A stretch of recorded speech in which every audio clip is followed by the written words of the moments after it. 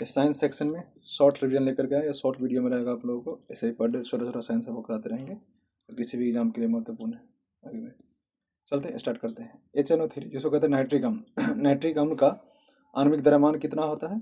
तो 63 U होता है। याद रखिए नाइट्रिक अम्ल का आणविक द्रव्यमान कितना? 63 U होता है। ठीक है, थोड़ा ब्लैक पेन आ गया, थोड़ा दूसरा कलर कर लूँ।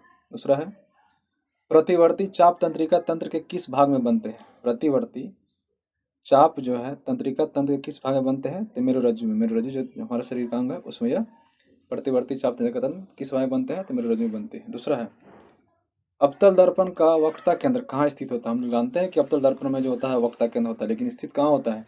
तो दर्पण के सामने। ठीक है, दर्पण जो होगा दर्पण के सामने वक्रता केंद्र रहता है। ठीक ना, आगे जाइए। अगला है हाइड्रा जीव किसके द्वारा प्रजनन करता है? हाइड्रा एक जीव होता है, जब हम लोग बायोलॉजी पढ़ेंगे तो उसे पता चलता है।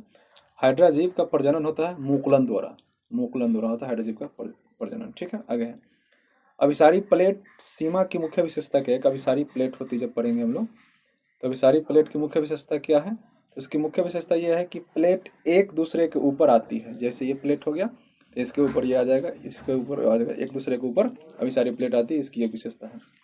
अगला क्वेश्चन है कोशिका के तरल पदार्थ के लिए प्रोटोप्लाज्मा शब्द का प्रतिपादन या प्रोटोप्लाज्मा शब्द किसने दिया था? तो पुरकिंजे साहब ने दिया था। कोशिका के तरल पदार्थ के लिए प्रोटोप्लाज्मा शब्द का क्या कहते हैं उसको प्रतिपादन या इस शब्द का विन्यास किसने किया था? तो पुरकिंजे ने किया था। ठीक है, आगे है कौन सी कोशिका एटीपी के उत्पादन से संबंधित है? कौन सी कोशिका एटीपी के उत्पादन से संबंधित है? तो माइटोकॉन्ड्रिया से। कोशिका एटीपी के उत्पादन से संबंधित कौन होता है? माइटोकॉन्ड्रिया। ठीक है, आगे एक दो और क्वेश्चन है, 3 क्वेश्चन बच गए। विषाणु का आकार कितना होता है? हो सकता है विषाणु का आकार कितना होता है, जैसे पूछा गया क्वेश्चन है, जो भी क्वेश्चन है प्रीवियस ईयर पूछा गया है, एनटीपीसी अदर एग्जाम में पूछा गया वो है। विषाणु का आकार क्या होता है? 0.15 से 0.2 माइक्रोन के बीच होता है विषाणु का आकार, जिसको वायरस हम लोग कहते हैं। ठीक है, विषाणु का आकार 0.15 से 0.2 माइक्रोन होता है। कोशिका भित्ति बनी होती है सेलुलोज की। कोशिका भित्ति किसकी बनी होती है? तो सेलुलोज की। हरा प्रोटोजोआ के रूप में किसे जाना जाता है?